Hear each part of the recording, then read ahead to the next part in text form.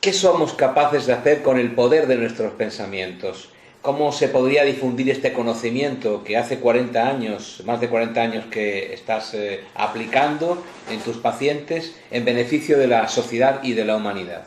Difundirlo a través de la escuela primaria.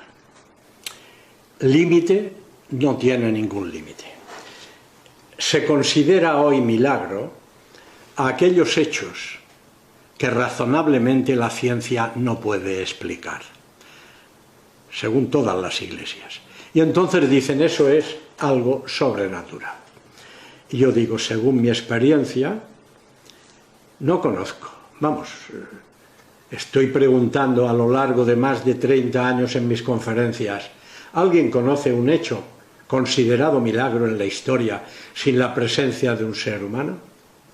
Y estoy esperando que un historiador o un teólogo me diga uno.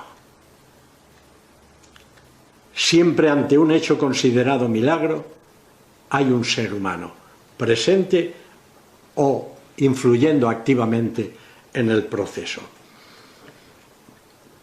Yo veo en mis pacientes auténticos milagros y por tanto tengo que desmitificarlos y decir que de sobrenatural no tienen nada.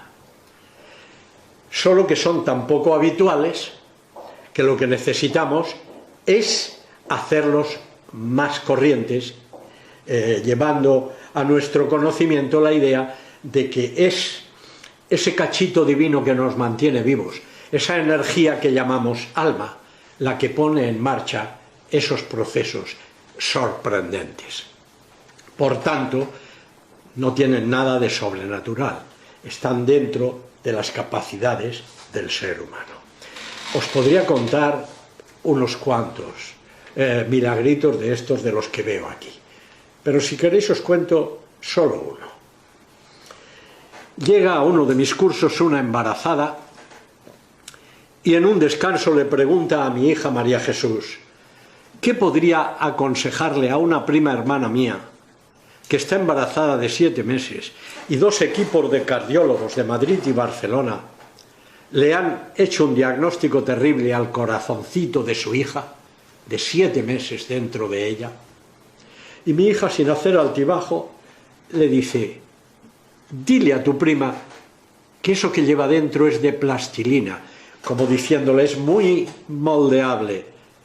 Dile que piense lo que desea que suceda en ese corazón. Termina el curso, se marcha a Zaragoza, donde vive ella y donde vive su prima, le cuenta lo que aquí había aprendido y pasan 1h30, 3 días consecutivos, una junto a la otra sin hablar, solo pensando en lo que querían que sucediera en aquel corazoncito. Días después, aquella mamá oye de boca del médico que le hacía una ecografía al corazoncito de su hija, esto es un milagro. Y alguna semana después le dice, señora, el milagro es completo.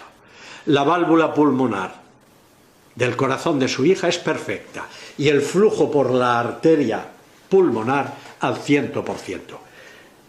La válvula pulmonar es la puerta por la que pasa la sangre venosa del ventrículo derecho a los pulmones para oxigenarse. Ningún cardiólogo ha visto en la historia de la medicina una evolución en un corazón de una criatura dentro de su madre en ese sentido tan rápidamente. Y yo me pregunto, ¿cómo explica esto la ciencia? Luego, milagro, ¿pero quién lo hizo?